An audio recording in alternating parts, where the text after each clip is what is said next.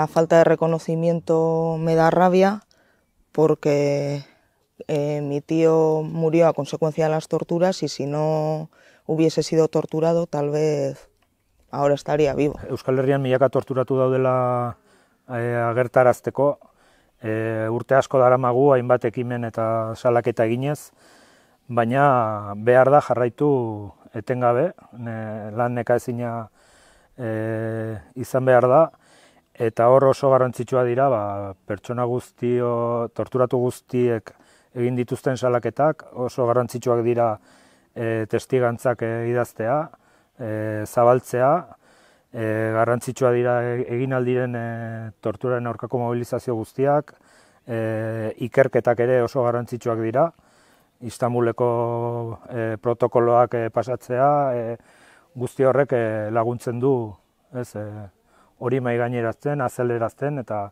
sufrimendu guzti hori erakustarazten.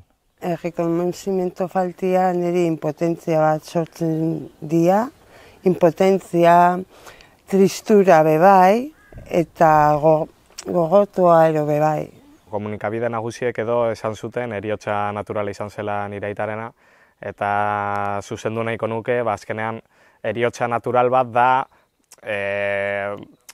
modu normal baten edo bizitza normal baten sortzen den heriotz bat, baina hainbeste urtetan dispertsioa eta kartzelako erregimena jasan duen norbaitek, kartzelako erregimenan sartzen dira torturak, sartzen dira beldurrak, sartzen dira mota ezberdinetako presioak, horrelako heriotz bat ezin dela deitu naturala. Eta nire aitaren kasuan justo gainera badago testu bat non agertzen den zelan benetan izan zen negligentzia mediko bat. Heriotz hori naturala deitzen denean daudena egiten da eskutatzen norena den errua. Azkenean nire aita hilda estatuaren eskuetan. El asesinato de mi hermano en las circunstancias que fueron realmente es un dolor permanente, no se pasa.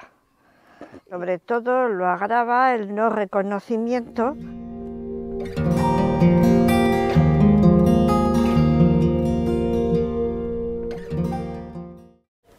El reconocimiento de mi tío que murió a causa de la tortura, yo creo que me daría tranquilidad y alegría, porque se le reconocería como una víctima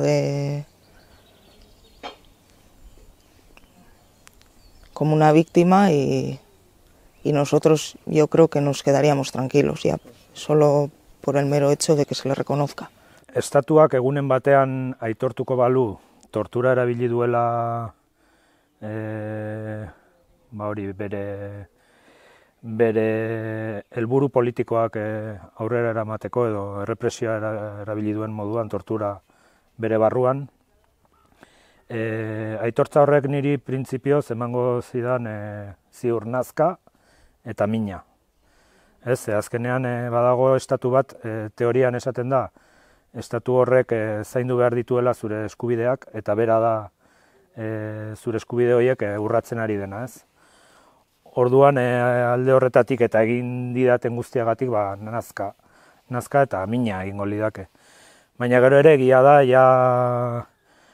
begiratu, zertara eramango luken horrek, aitortza horrek, nolako aurrera pausua izango litzateken, sufrimendu guztien onarpen horretan, ikusten dut pauso garrantzitsu bat izango litzatekela estatuak aitortzea tortura erabili zuela. Egongo balitz errekonozimentu bat, aitorpen bat,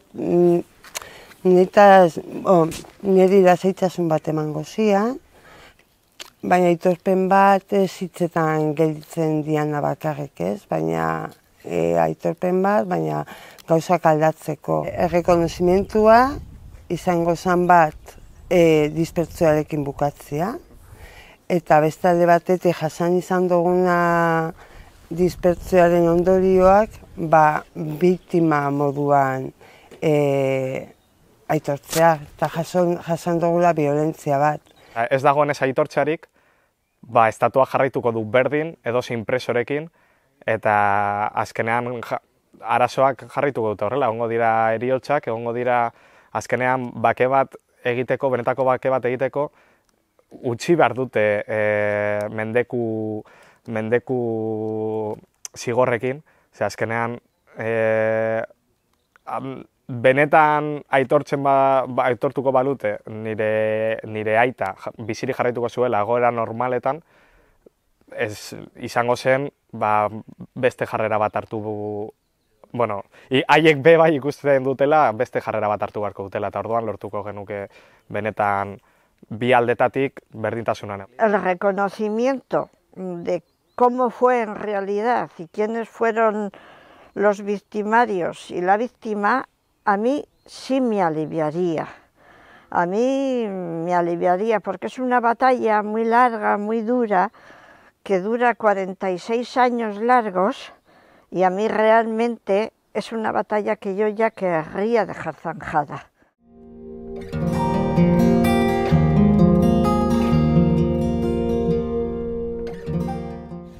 Pues que al igual que mi tío que murió a consecuencia de la tortura, mi padre también sufrió las torturas. Y él pues nunca ha contado nada. Pero yo creo que es como para protegernos a nosotros, y eso yo creo, el no contar igual a tus allegados y esto, pues le produce más sufrimiento todavía, porque yo creo que se encierran más en sí mismos, y yo creo que puede cambiarte hasta el carácter. Nafarroan eskubiak indar asko duela denok dakigu, eta beraien nahia beti izan da Nafarroatik ateratzea gatazka, baskoen gauza bat delakoan, eta adibidez horrelako ikerketa bat egingo balitz Nafarroan ikustaraziko luke milaka torturatu daudela Nafarroan, eta guzti horrek berkokatuko luke dena modu argi batean Nafarroan ere gatazka egon dela, sufritu dugula eta torturatua daudela, eta bar. Torturatu bakoitzak eramango du bere mina edo bere bizipena bere modura, ez? Nire kasuan adibidez, garaipen txiki batzuk lortu izana asko lagundu ninduten, ez? Ondoren eman beharreko prozesu horretan. Adibidez, beraiek nahi zuten guztia ez onartu izana, garaipen garrantzitsu bat izan zen, niretzat. Eta baita ere, Aznugal sinatu izana, hori, garaipen txiki bat izan zen, kaka guztia hartatik atera nuen garaipen bat, gerora asko lagundu nauena. Nire ustez garrantzitsuena bada barruan duzun guzti hori ateratzea. Testigantza hori atera, idatziz, familiako norbaiti kontatuz, bikoteari edo berdin da psikologari edo hori ateratzea, albada gainera ere salatzea, eta horrek asko laguntzen du pertsonalki ondorio guzti horiek lantze aldera. Eta guzti horrekin ikusi izan dugu torturatik atera aldela, ez? Zuro beltzortatik atera alzarela. Legea beteko balitz, guk ez egin beharko kilometroa bai lagun bat ikusteko espetxeratuta da ona. Ez, legea beteko balitz etxe onduan eukiko genduan laguna, eta esaren erantzule izan gabe, ni violentzia jaso dut, eta violentzia indirektoa izan da, baina violentzia hori nire gainean eukidot, eta nire nitan ondorizioak eukiditzu. Inork ez dia golpeatu, edo mehatzatu direktoki, baina indirektoki violentzia hori jasan izan dut. Urte asko pasau die, baina orduan bai moztu zian nire bizitzako proiektuak eta espektatibak, eta horreri aurrein behar zaio eta iten zaio ez, baina eragin oso potroak aukiritzu. Aitortza falta niri pertsonalki ez dit afektatzen edo ez nau mintzen, edo azkenean niretzako importantzia gehiago dauka aitortza horretan, da aitortzen den momentuan, estatuak, zeo zer txarto egiten zauz dela, aitortzen baduzu, autokritika egiteko modu bat da, ez? Ezin duzu autokritika bat egin, ez baduzu aitortzen txarto egiten ari zarela dispertsioarekin, edo zein beste horrelako motako zigorrekin. Azkenean, etorkizunera begira, dispertsioagaz bukatzea izango zen pausu nahiko importante bat estatuaren aldetik, eskatu ordez hainbeste pauso emateko gure, biktimei bai, eskatu zaigu pausoak emateko. Pienso que lo que yo he sufrido y otras personas les han pasado cosas parecidas, sea de donde sea, lo han sufrido como yo. Y la verdad que enseguida llegué a la conclusión que yo no necesitaba odiar ni quería odiar, y reflexionando me di cuenta que al que perjudicaba era a mí. Y la verdad que es una historia que no se la deseo a nadie. Lo que yo he pasado, lo que mi familia y yo hemos pasado, no se lo deseo a nadie. Yo cada vez que oía, me enteraba de una muerte, de torturas, de vulneraciones grandísimas de derechos humanos, yo revivía mi propia historia, la historia que yo he vivido con mi hermano, que sigo viviéndola, y sigue produciendo mucho, mucho dolor.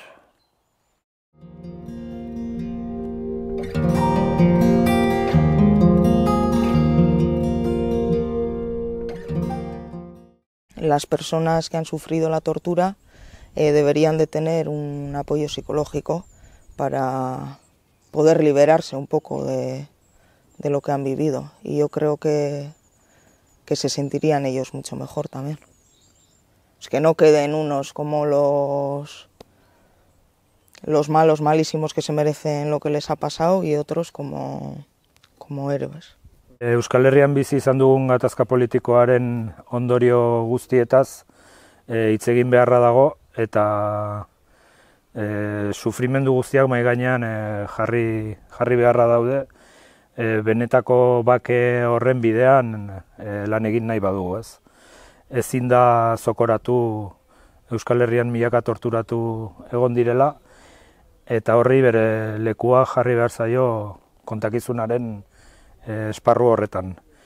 Ondiok ez dela bukatu honekin, eta uste bukatzeko garaia dela, zati pertsona asko gelditu die hor, eta asko jasaten ari dira violentzia horre daukan ondorizue. Eta Euskal Herrian, 16 pertsona galdu ditugu lan, eta ni jasan izan duten ondorizua, beste asko jasan dituzue. Eta ondiok ez da bukatu horrekin. Ez dut ikusten estatu aldetik aurrera pausurik ematen denik, ez da dispertsioa jarraitzen du horrela, eta horrela ez da inoiz bakeri sortuko. Bakea sortuko da bi aldeek violentzia alde batera uzten dutenean, eta estatuak ez du violentzia alde batera utzi.